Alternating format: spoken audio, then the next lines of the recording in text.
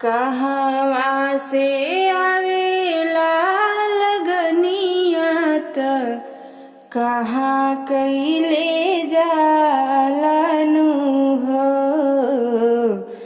कहवा से अइले तिलक हरू त तिलक लिहले खाड़ भइले हो। कहवा से अइले तिलक हरू त तिलक लिहले खाड़ भइले हो। पूर्व से आवेला लगनिया त पश्चिम कइले जालानु हो। जनकपुर से अइले तिलक हरू त तिलक लिहले खाड़ भइले हो। जनकपुर से अइले तिलक हरू त तिलक लिहले खाड़ भइले हो। नौआ बिछावेला सनवा त काहे रौरा खाड़ बानी हो। बैठिना तिलक चढ़ाइया दरहम करब हो।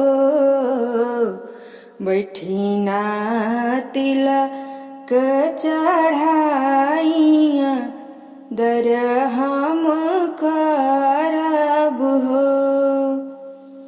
झमकी के बोले राजा दशरथ तिलक ना चढ़वाइब हो। मोरे बाबू पढ़ल पंडिताई त तिलक बड़ा थोर बाड़े हो। मोरे राम पढ़ल पंडिताई तिलक बड़ा थोड़ बाड़े हो।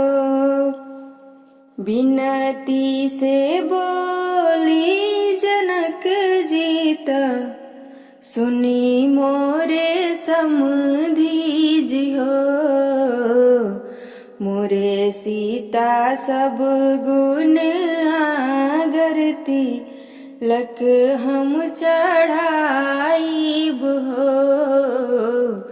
मोरे सीता सब गुण आगरती लक हम चढ़ाइब हो।